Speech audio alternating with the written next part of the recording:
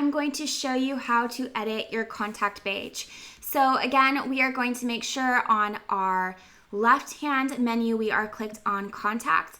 In this video, I'll be editing contact 1.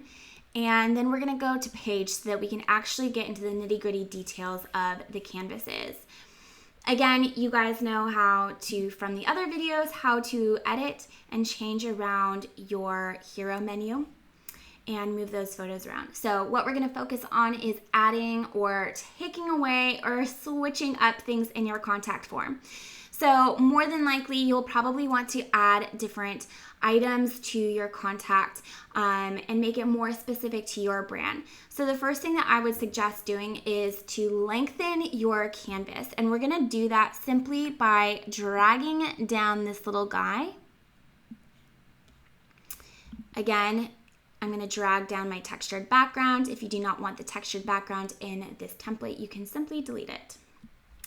All right, so the next thing I'm going to do is I'm going to go ahead and I'm going to select our send message, and I'm actually gonna drag them down, and then I'm gonna hide them so they don't get in the way. So here we have our full name, we have our email address, our phone, our Instagram handle, and our message. So say that we wanted to change some of these things up. We don't want our Instagram handle, for instance, and say that we want date of event, right? That's a popular one. So we're going to change it to date of event there, but then we're also going to go into our right-hand dashboard and click on text properties. When we click on text properties, we're going to see that we have enabled a contact form, and we are going to change the label to now say date of event. You can also decide if this is a required element or if it's not. Okay, so say we want to continue adding to our contact, and we want to collect more information. The best way to do that is to duplicate. I'm a huge fan of duplicating things, so I'm actually going to copy. I'm going to highlight date of event and box 4, and then hit Command Copy, and then Command V. So that's paste, and so then we're just going to drag down, and we now have a new box. So I'm gonna retitle this box 5. And then date of event, we're going to put city and state. So again, we're gonna come down to text properties, and we're gonna change our label to say city and state. All right. I'm going to go ahead and move this so it's in order of how things are happening on our contact page, and then say again we want to add another thing. We're going to do copy and paste, bring it down. This time I just dragged it. So this time we want to say how you found me. Again, we're going to come over to text properties, and we're going to make this one not required because we really care, but we don't care. All right, so now I want to make sure that all of my boxes are lined up. So what I'm going to go ahead and do is well, first of all, before I do that, I'm going to change this box to say box 6.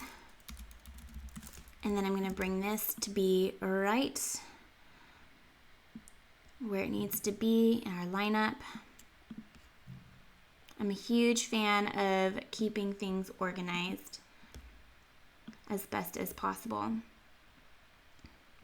All right, so now we are going to click all of our boxes to make sure that they are lined up.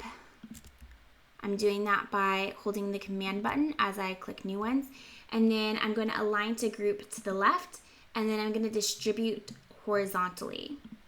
So now we can see that all of our boxes are lined up, but we kind of just need to tweak how some of these are moved. So for instance, date of event is kind of looking a little bit off. So I'm just going to click it and raise it up a bit. Same with how you found me. All right, so now we can see that our message is a little bit lopsided compared to the other side. So you can either continue to add elements, or you can just drag and extend this area. So I'm just going to extend this box down, and then I'm going to go ahead and extend our write a message. Oops, that is the wrong thing I'm clicking on. Write your message. Here we go. Write your message. Just clicked the wrong thing. All right. Again, everything is built on layers, so the reason why I was actually having a hard time right there clicking on the write your message was because my box was covering this. So I'm going to actually change this to say send message box, so we're clear on which box this is. All right, so back to our write a message. We are just going to extend this so that they have a little bit more room. All right, so as you remembered, we hit hide on send our message, so I'm going to make those visible again and move them up because we actually don't need as much space as we thought. And then I'm going to align to canvas. And then I'm going to bring my canvas back up.